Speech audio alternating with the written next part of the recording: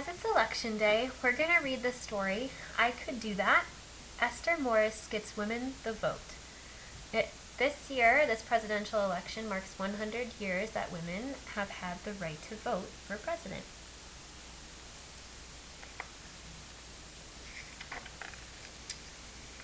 In 1820, 6-year-old Esther McQuigg studied her mother making tea. I could do that, she said. Make tea? Asked Mama. The older girls do that. But I want to learn, said Esther. And she did. She pumped water into the kettle and set it on the wood stove to boil. She scooped tea leaves into the teapot, then poured steaming water over them. Esther strained the tea into cups, one for her mother, one for herself. As they sat near the window of their New York house, Esther saw men riding by in their best suits, some carrying flags.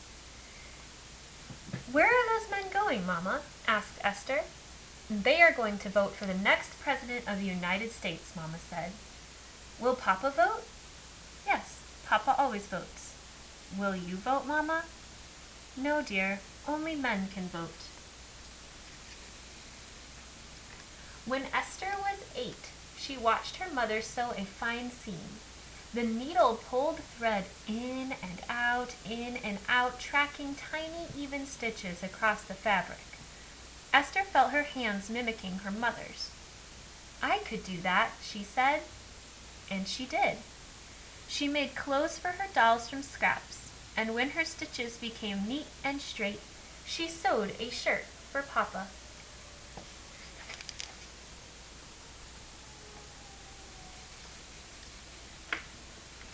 When Esther was 11, her mother died, and for the first time she saw her father cry. He gathered his 11 children together. I don't know what we'll do without your mama, he said. I'm depending on each of you to be brave and to take care of one another. Esther, 8th of the 11, cried too. But then she said, I can do that, Papa. And she did. When Esther was 19, 6 feet tall, and on her own, she earned a living making dresses with leg of mutton sleeves for society ladies. When the ladies wanted hats to match the dresses, Esther designed and made those too. Soon she thought of opening a millinery shop. You are much too young to run a business, she was told. I don't see why, was Esther's reply. And with that, she opened a hat shop in Owego, New York.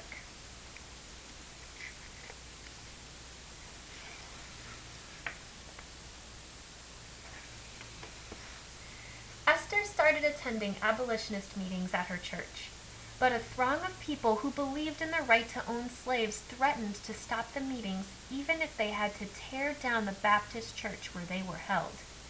You can't do that, Esther said. I'll stop anyone who tries.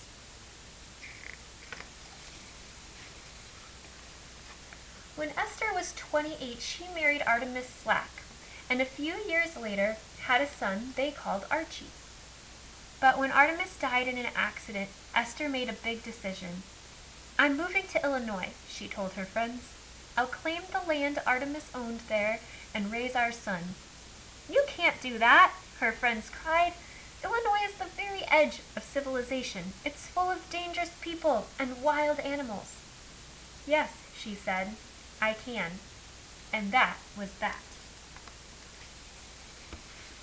In Illinois, she fought long and hard to claim Artemis's land, but was denied her inheritance because she was female.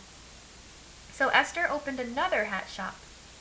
Esther met and married John Morris, a merchant and immigrant from Poland, and in 1851 she gave birth to twin boys, Edward and Robert. But John had a hard time making a living.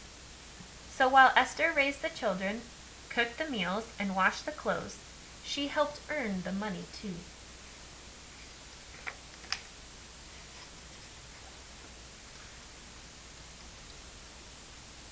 When Esther was 46, 6, she went with John to the presidential election polls and watched through the window while he voted. "You know what? You know," she told him when he came out. "I could do that." "Politics is the business of men, my dear," he said. "Humph," said Esther. "It's our country, too." When war broke out between the northern and southern states, Esther was proud that Archie joined the victorious fight of the North to end slavery. Soon after, an amendment to the Constitution granted Negro men all rights of citizenship, including the right to vote. When Esther heard Susan B. Anthony speaking out about women's rights, Esther began to hope that someday women might vote too.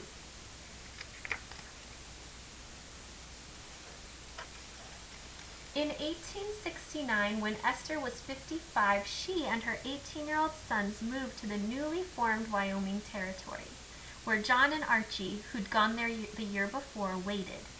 Esther and the boys traveled by train across miles of prairie, then by stage over rocky hills to South Pass City, a dusty, hurriedly built town where gold had been found. Most of the 2,000 people who lived there were rowdy young men.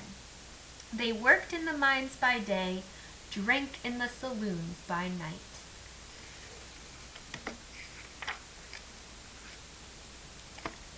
The Morrises moved their belongings into a small log cabin, and South Pass City became home. John ran a saloon. Archie bought a printing press and started a newspaper. Esther opened another hat shop. But with 6 men to every woman, there was always a need for someone to nurse the sick and wounded, sew clothes, help deliver babies, and give motherly advice to the few young women in town. "I could do that," Esther said, and she did. One day, Esther read a proclamation tacked to a wall. "All male citizens 21 and older are called to vote in the first territorial elections." Esther looked around at the disorderly young men. "It's time I did that," she said. When Esther's sons watched her march toward home, they knew it was more likely that things were about to change than that things would stay the same. Esther invited the 2 men running for the territorial legislature to her house to speak to the citizens. Then she sent out invitations to the most influential people in the territory. Come for tea and talk to the candidates. She scrubbed her tiny home from top to bottom, washed the curtains, and ironed her best dress.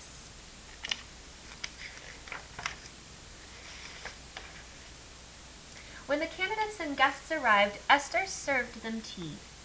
"One thing I like about Wyoming," she said, "is how everyone is important. It takes all of us to run the town, women as well as men." "Yes," all her guests agreed. "And it's a place where people aren't afraid to try new things." Her guests agreed again. Esther smiled. She turned to the candidates.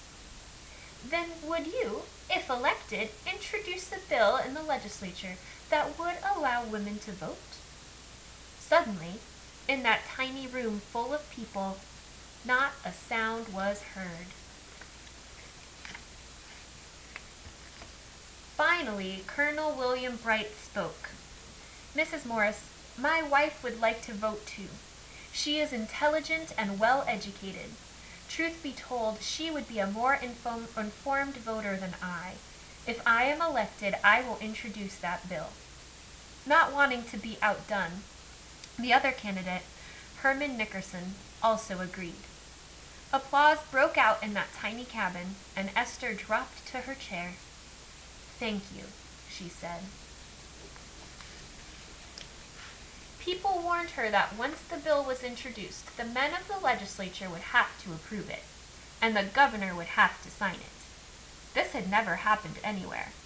Why did she think it could happen here? But Esther had seen that things that were not likely to happen happened every day. She wrote letters and visited legislators to make sure this bill would happen too.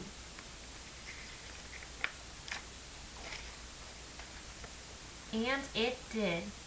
On December 10, 1869, Governor John Campbell signed this bill into law. Wyoming women get the vote. Women across the country rejoiced for the women of Wyoming. Yee-haw! Yippee! Hurrah! Hurrah!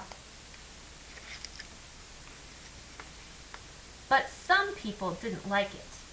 Only 8 days later, Judge James Stillman, the county's Justice of the Peace, turned in his resignation.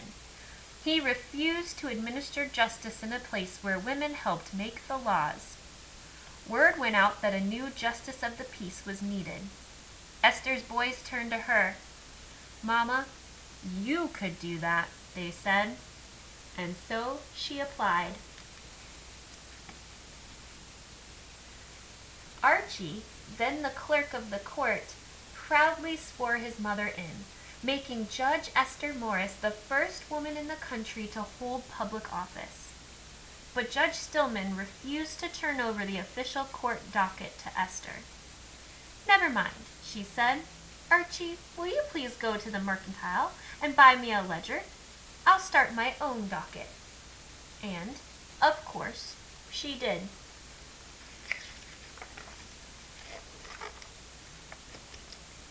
On September 6, 1870, 1 year after her tea party, Judge Esther Morris put on her best dress and walked with her husband, John, and her sons down the dusty street to the polling place. She would be one of 1,000 women, Wyoming women, voting that day, the first ever given that right permanently by any governing body in the United States. As they walked, John, who still didn't think women should vote, tried to coach her on which candidates and issues to vote for. Esther held up her hand. "I can do this," she said.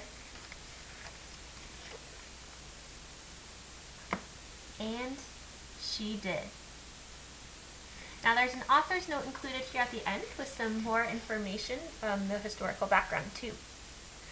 Only the barest facts from church, cemetery, and public records are known about Esther Morris's early life, her millinery business, and her 2 marriages. Esther's church in Owego was the first anti-slavery church established in the country. Her interest in equal rights extended to women's suffrage, as recorded in letters to her cousin. It is said that in 1895, Esther attended the National Suffrage Convention as an elected delegate. While many historians believe that the story of her tea party is true, as Captain H.G. Nickerson, one of the candidates, reported some years later, others question whether it really happened. All, however, agree that Esther was instrumental in gaining women's suffrage, which is the right to vote, in Wyoming Territory. They also agree that when her sons swore her in as Justice of the Peace in South Pass City, she became the first female judge and the first woman in the United States to hold a public office. In spite of all her firsts, Esther never voted for president. It wasn't until 1920, 51 years after Esther's Wyoming Tea Party, and 18 years after her death, that the 19th Amendment to the Constitution granted all women across the United States the right to vote in national elections. Esther's likeness stands in front of the Wyoming State Capitol and in the National Statuary Hall collection in the United States Capitol. Today, women throughout much of the world vote, hold office, and take an active role in their country's government. However, there are still some countries where women's voices are not heard. If Esther were there, she would get out her teapot and get to work.